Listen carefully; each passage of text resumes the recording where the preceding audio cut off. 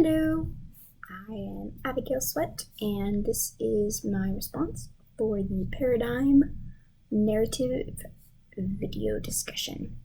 So first I'll start with the summarizations of the video. So the first video I watched was by Chimamanda Ngozi Adichie. I butchered that.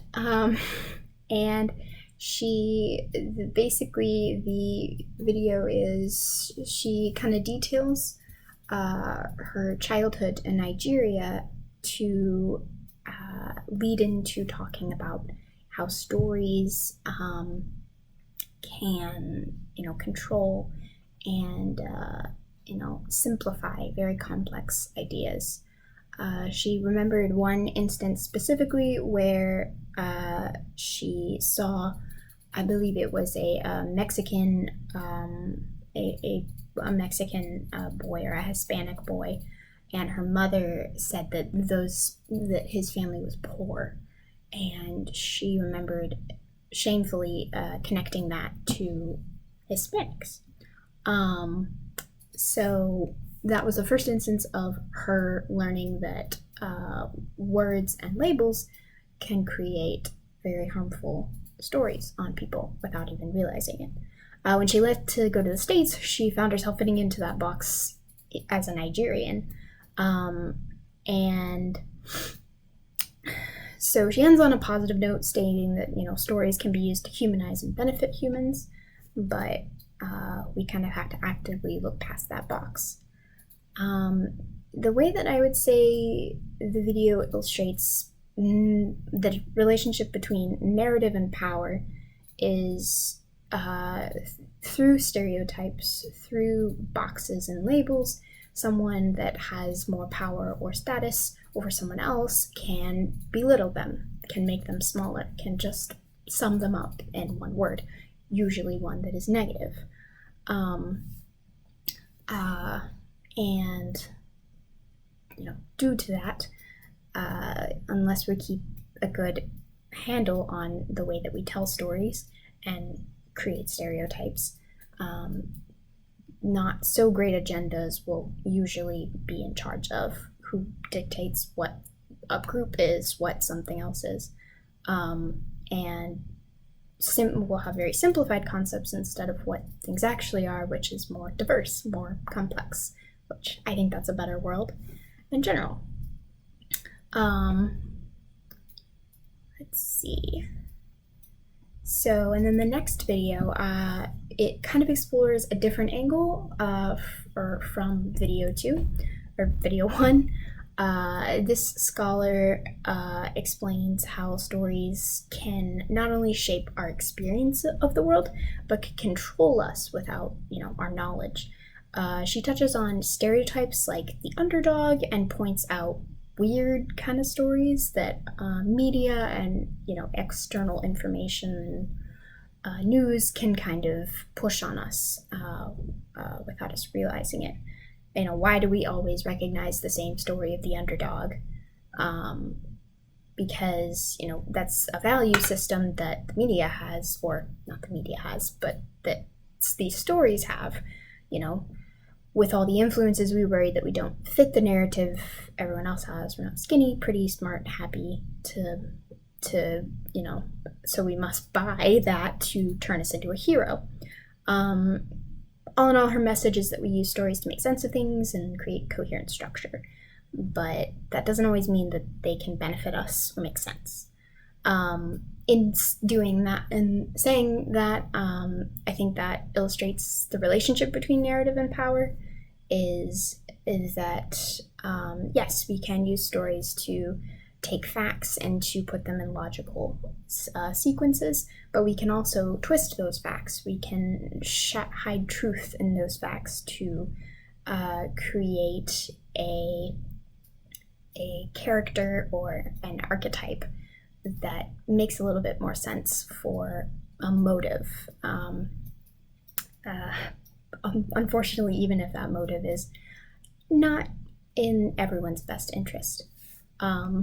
So yeah, that I believe that's how narrative and power can show up in that video.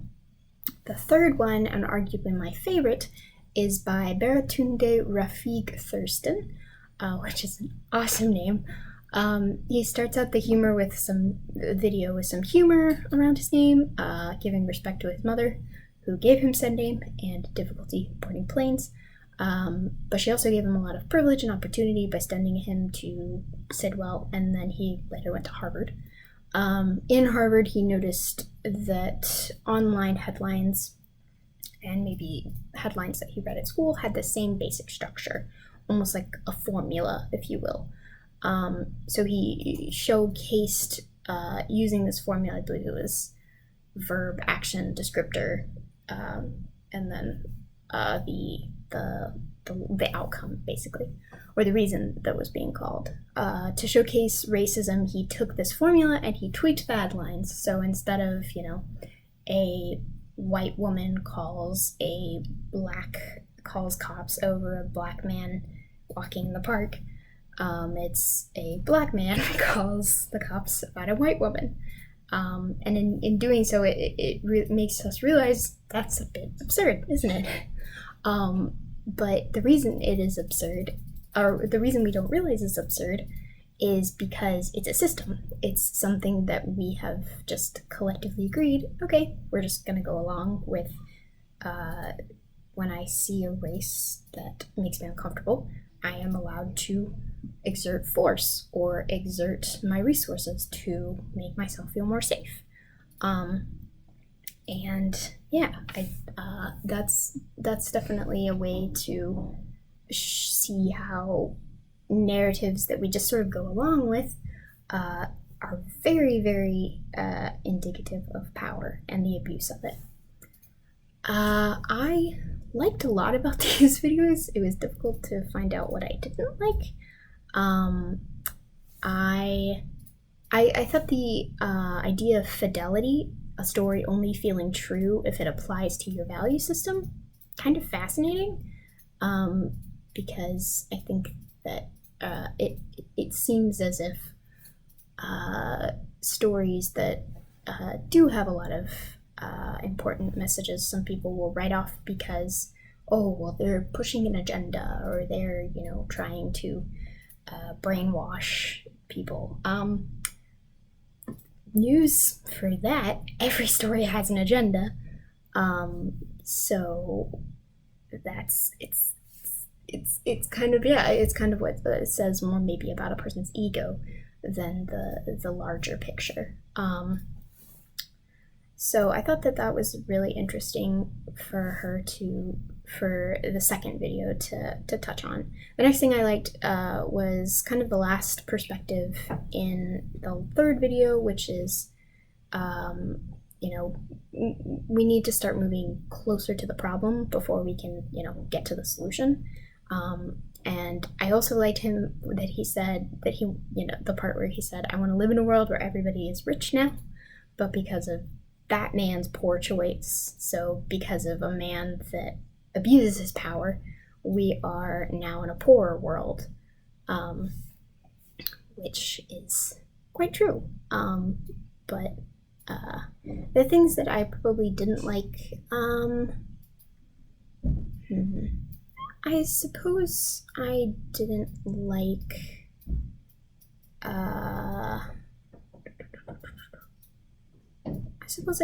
always like, actually, I can't think of anything I didn't like, so I'm just gonna say I didn't dislike anything about the videos.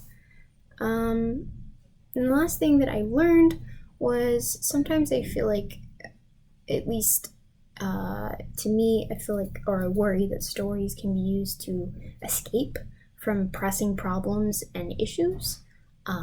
Instead of focusing on something important for your future, maybe you'll decide to watch a television show and kind of disappear into another world.